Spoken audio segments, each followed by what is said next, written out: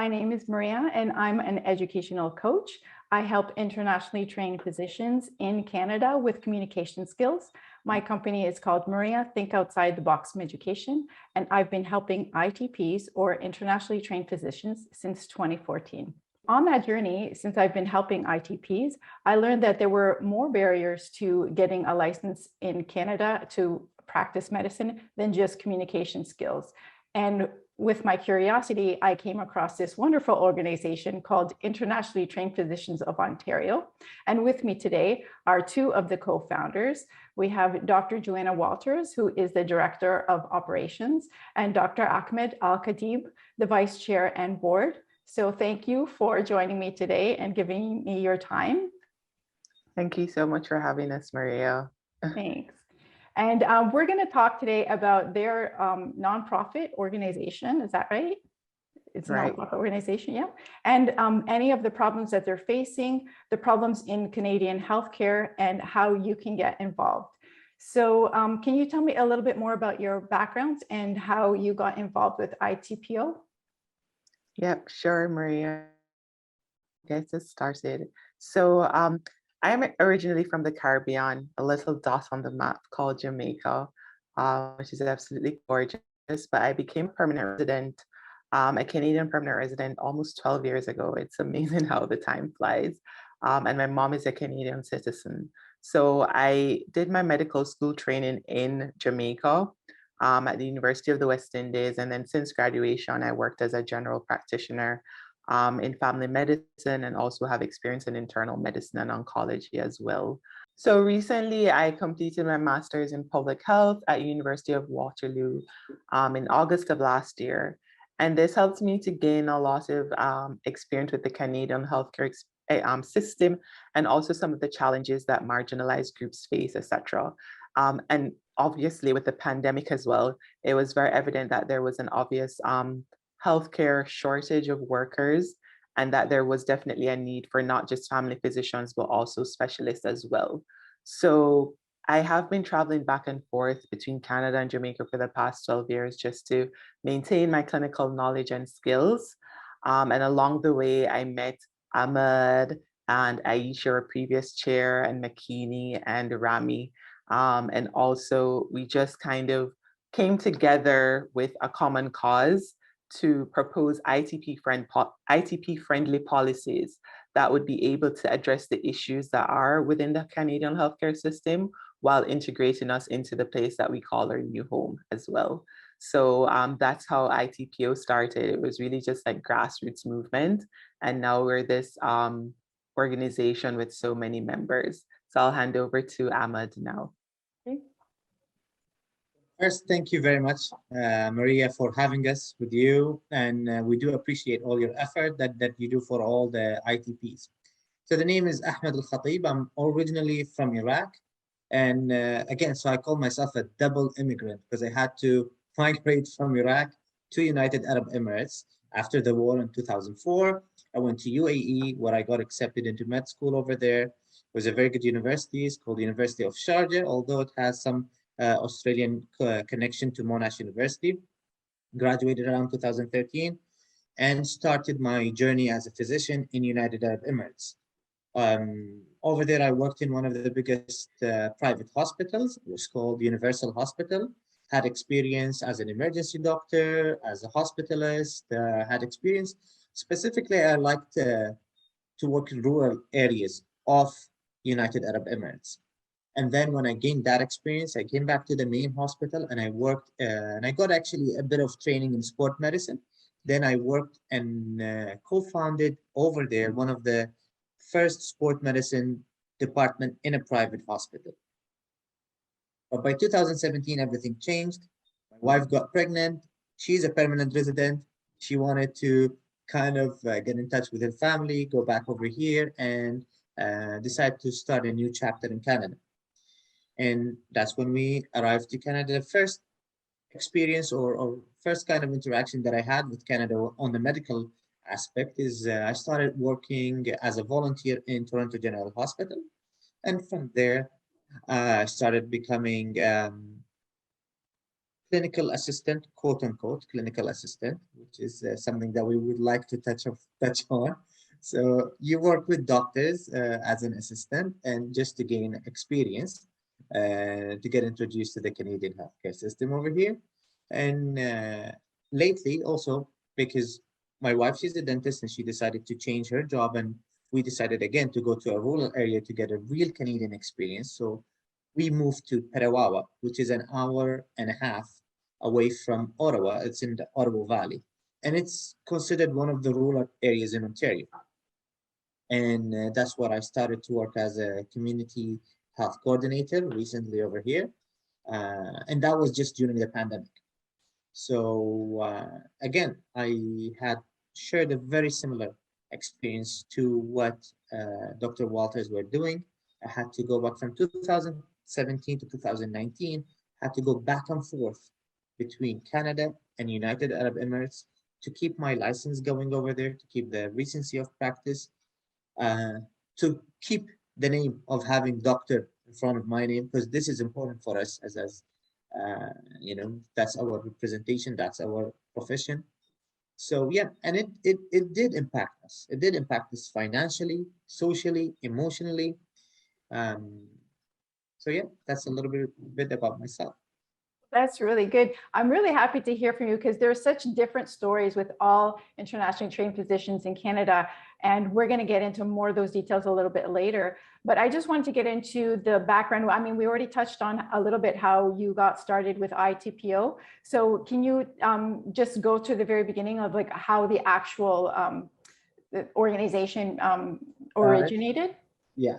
So we were, this is exactly how it started. We were a group of doctors who were highly motivated and outspoken, you know, that we faced similar barriers and similar concerns. Each one of us was fighting his own uphill battle.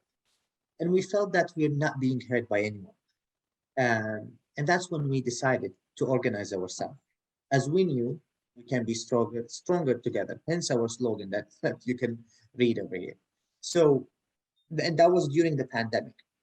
Of course, we get introduced to each other through various social media accounts, through the WhatsApp groups, through the Facebook groups, and all decided to organize ourselves and start a non-for-profit organization as a formalized um, representation for IMGs and ITPs. And that's how it started. Basically, I remember filling the papers while I was sitting in the basement of this house and trying to get it right from the first time. And yeah, and I think we were lucky to find each other as colleagues and doctors. And a lot of people are benefiting from this organization. Of course, as Dr. Joanna mentioned, we started with the Dr. Aisha Muhammad, which was our first chair in ITPO. And then we have Dr. Joanna Walters, we have Dr. McKinney McGuire, we have Dr. Yusra Bisuni, which was also with us before, and unfortunately she left us. And myself, Dr. Ahmad Alkhatib, and one of my close friends, which is Dr. Rami Al-Ani. And he is one of our members who's already in the Canadian system. He's already a pediatrician. He was a specialist pediatrician before he comes to Canada, and he managed to get into the residency training, and he's working over here. Okay, good. And so can you just explain the difference between an ITP and IMG? Actually, I think that's a smart question that you asked. So we do use them interchangeably, but there is a reason why we picked ITP versus an IMG. So the ITP is internationally trained physician, and IMG is international medical graduate for all the people who do not know these abbreviations. But the difference is there was a stigma using the word IMG. Since we were here, since we started, there was a stigma against IMG, and I don't quite understand why.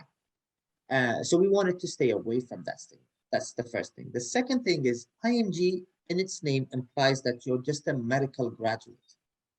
But that's not the whole story. We all have international expertise. We all have work experience. We all have training. So we are not actually international medical graduates, although some of us are, but we are internationally trained physicians and ITPs. So this is the basic difference.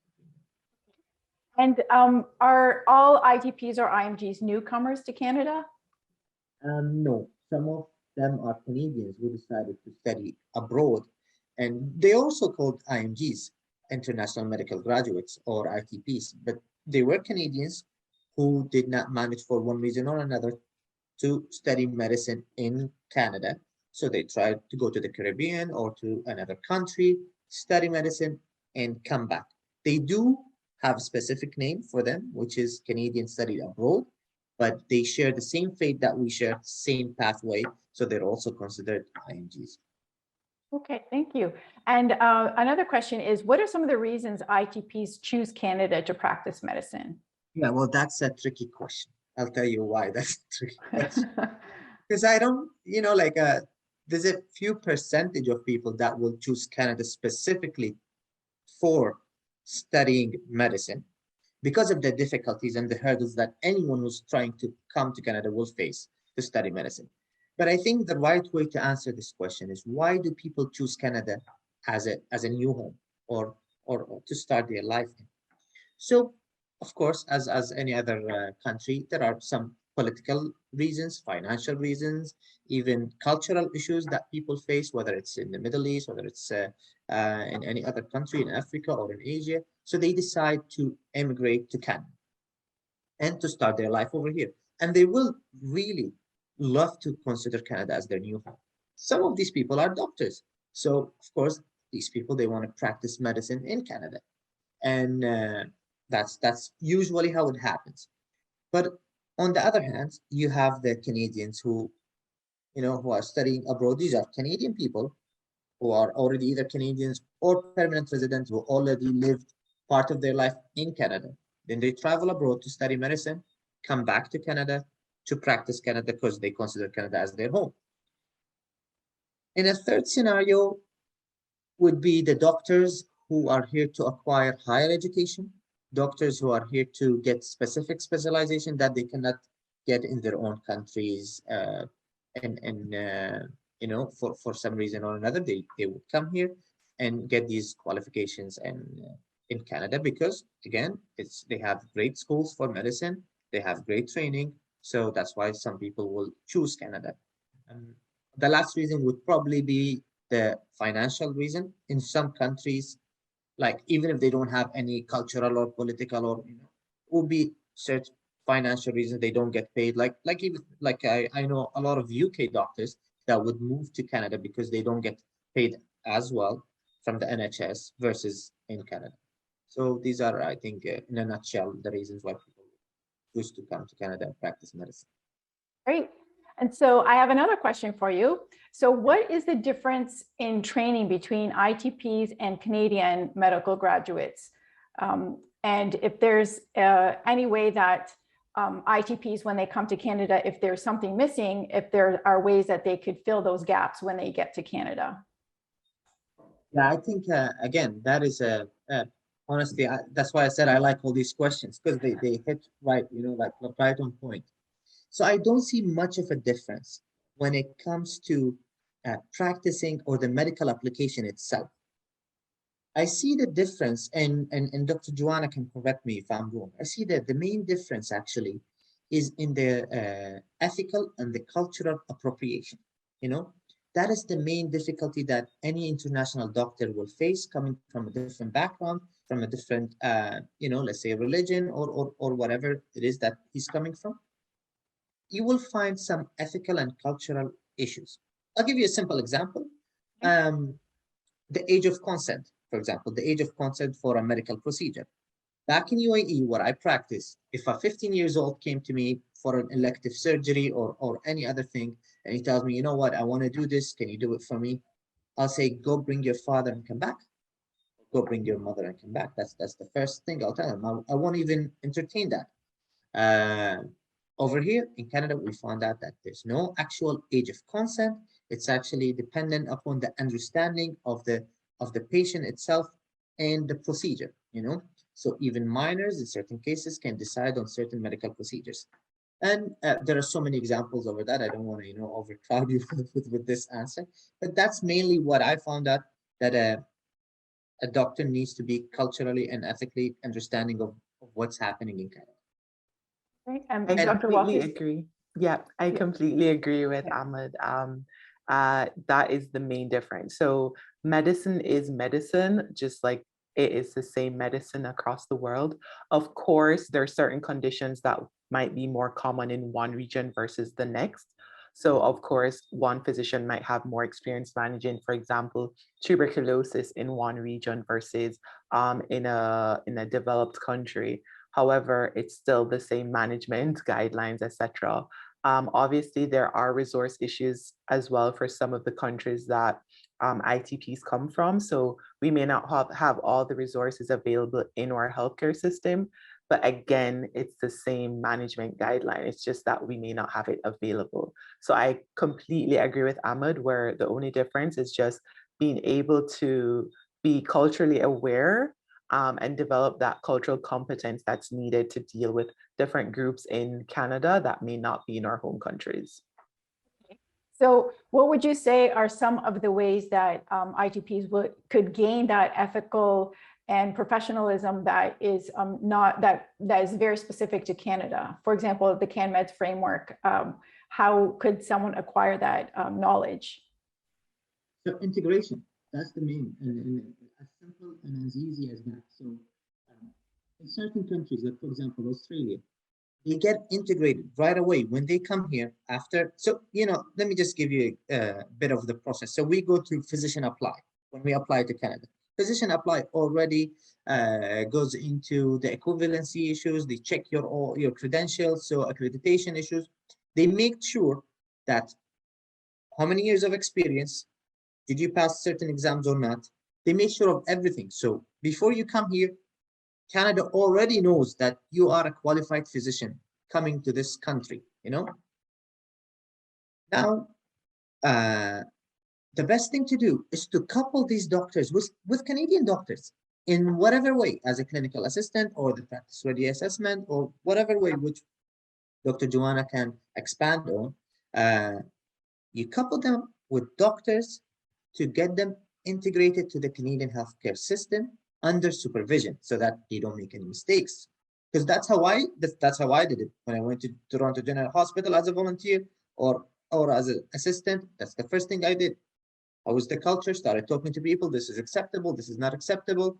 Don't bring up these subjects with patients. I can actually bring this subject with patients. And that was, I think, the right way. And it benefits both. The supervising doctor, knowing which type of new doctor came to the hospital, and the one who's being supervised, understanding the culture that he's getting into.